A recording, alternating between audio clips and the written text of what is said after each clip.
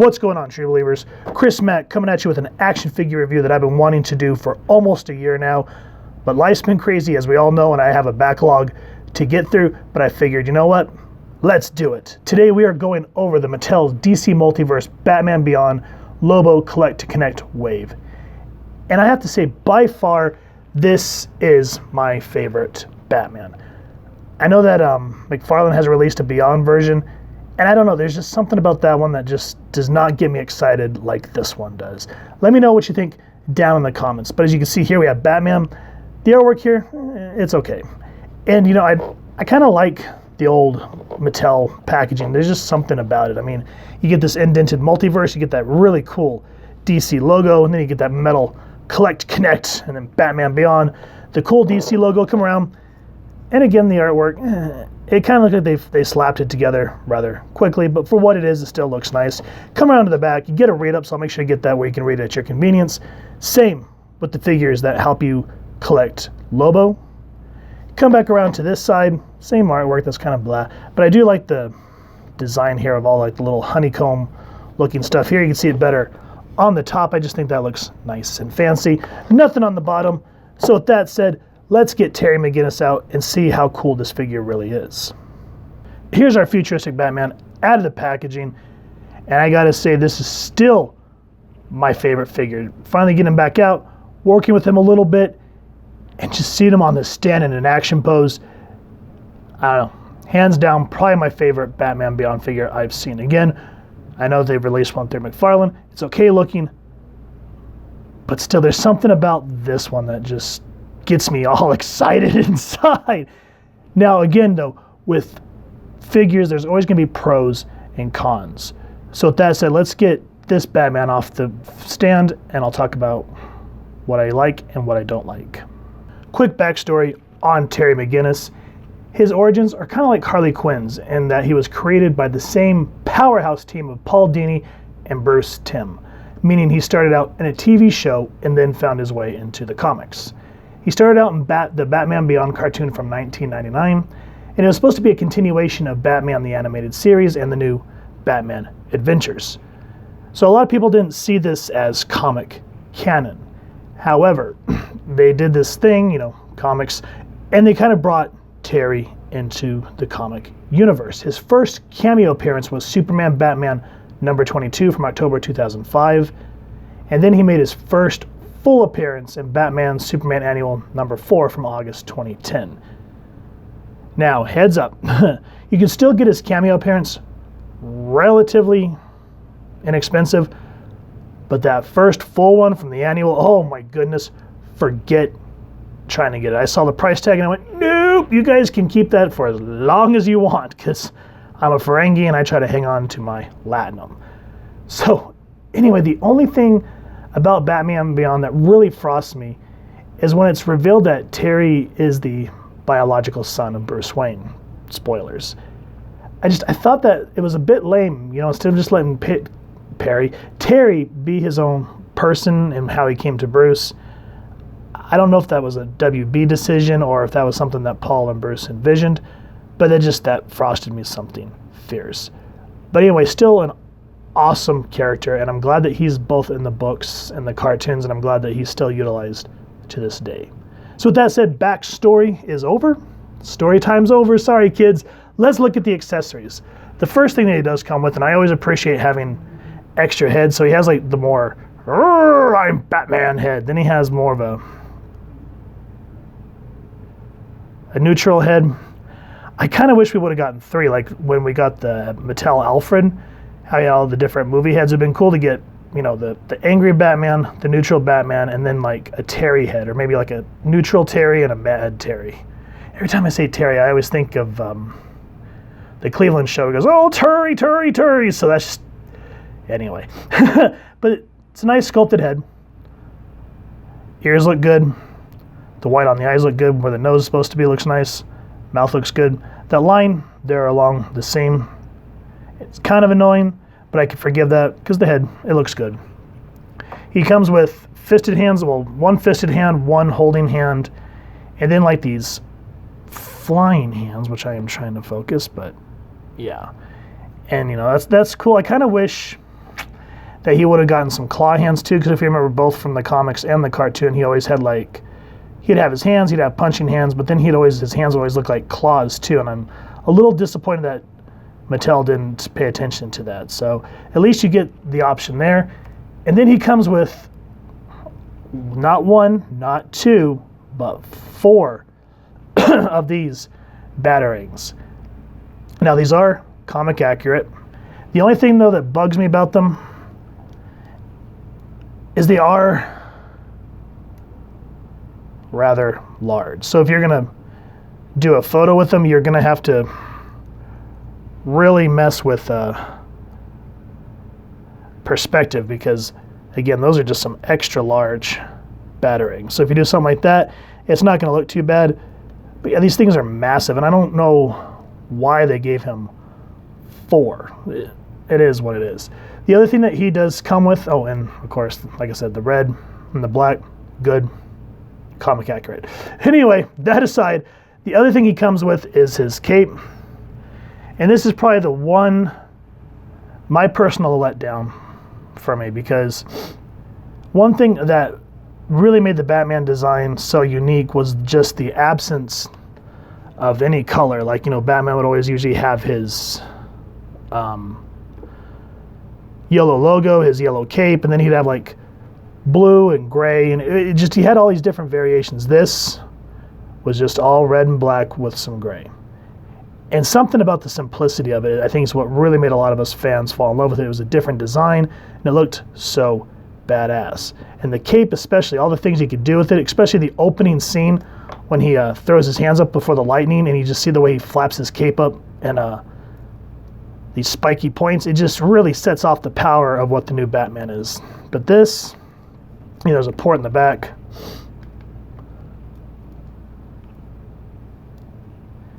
And if you do it kind of vanilla, it looks cool. But I mean, if you want to do like that race thing, you can't.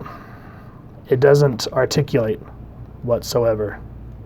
It doesn't spin, doesn't flap. That's it. So again, that's probably the one major thing about this figure I hate, is how they cheaped out on whatever. Yeah, so I really hate that cape. But the figure himself, beautiful. And with the paint apps now going into that, I like this head sculpt. Really matches how, you know, when Terry would talk. Like, it always threw me off because, you know, when he wasn't talking, it was always full black, and then you'd see his teeth all of a sudden. So you're just like, how does this work? Is it nanotechnology? But whatever. That's always one thing I've always thought about. Let me know what you guys think about that down in the comments. I love the Bat logo. Looks the way it's supposed to. The one thing that does kind of kill me, I was watching Anthony's customs on this figure a while back, and the one thing he pointed out that I didn't even notice is his pecs. They are super large, and he called them chesticles. I thought that was hilarious, but yeah, now that he said it, I can't unsee it. So the anatomy there is a bit off. He does look really lanky. Like, Terry is super duper lanky, and if I remember from the cartoon, you never really saw musculature that much. It was just really flat, and that was kind of the artwork. And I don't know, maybe they've been a better option for this figure, because, you know, in the comics, of course, you're going to see the abs and the muscles, because that's just how it is. But yeah, I don't know. He just looks really, just the way it cuts off here, where you see where his pectoral is, and then his arm shoots out this way. It just looks odd to me, but I try to let it go.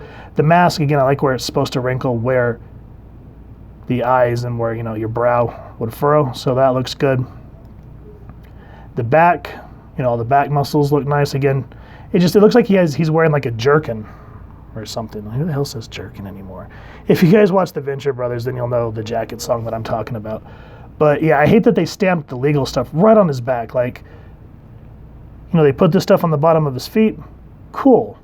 But then it was like, no, we need more legal. Ka-chunk, and there it is on the back. Damn it. The belt looks great. Looks exactly like it's supposed to. I mean, this is off center a little bit, so it looks like the HAL 3000 looking at you, but still, great looking cape. Love the, I never know what these are called. Let me know down in the comments. I always forget what the bat wing things on his gloves are called.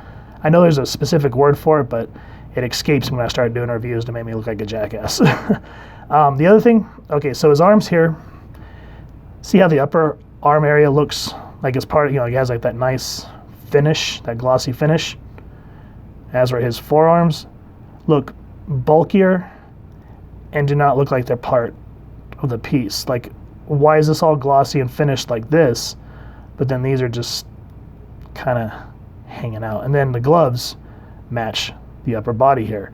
So I don't understand why we get these long forearms and they're like this whole different look compared to the hands and the bicep and tricep area. I mean, the muscles look good, but yeah, that was just something that really screamed to me, and I'm like, that don't look right. Legs, they are what they are. At least there's no legal stuff stamped here in a different color. That would have been frustrating. Feet look good. And even though, one thing that I will say is I saw with the new Batman Beyond with McFarlane, he comes with rocket boosters.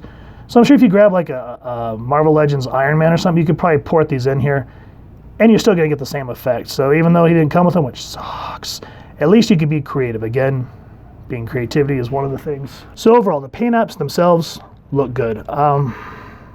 Some of the sculpting choices are iffy. Again, I hate that this looks like a jerkin, but still, that the red here, it gives that Batman Beyond look. So I can't complain too much there. I give it about, maybe an 8.5, maybe a 9 on the paint apps. The articulation, I have a love-hate relationship with. So let's go ahead and start. The head, so, it just drives me nuts. You can barely tilt his head backwards. It's just on a regular ball joint and just no doing. Again, warm your figures up before you pose them so you don't have to worry about busting. I warmed him up, and as you can see, the head still does not go back. That's it. And then you can look down that much, so it's just kind of like, what's the point if we can't look up? And there's zero play. That thing is on there. But you can turn it that way. You can turn it that way. Arms go up that way. 360, and then of course you can pivot it that way. Upper bicep swivel.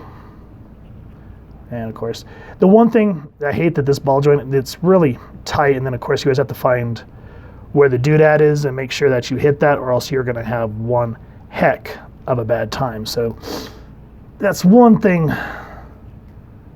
to be careful with this figure. As you can see, I'm having a hell of a time having to spin that back down, and then you get it that way. That sucks. The hand does spin up, down, regular stuff there. The ab crunch, it's kind of there, but not really. So you can go down that much. That much, so it's not too bad, but meh. Now, this figure, I think, came out, 2018, 2019? Look at that. Single jointed elbow. Come on. Now, why this chaps my ass, I'll show you in a minute. So you can twist it his what's this thing called? Waist. Legs can go out that much. But just like with the Marvel Legends, he suffers from a butt flap. So you try to get his leg to go back, and the only way you can do that is by doing a side, which looks really dumb. Looks more like he's doing a rock and roll pose than some sort of split. So butt flap pisses me off. Now, as I was just talking about with the elbows, double jointed knees, single jointed elbow. You see what's wrong with this picture now, folks? What the hell are they smoking? Anyway, upper thigh cut there. No boot cut.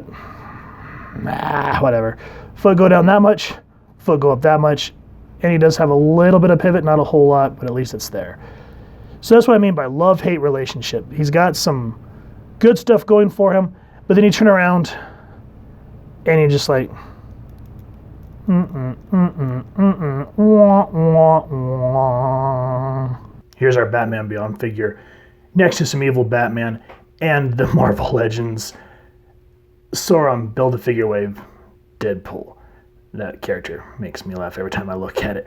But as you can see, since this is the older Mattel version, he scales better with the Legend line because they're both around 6 inches.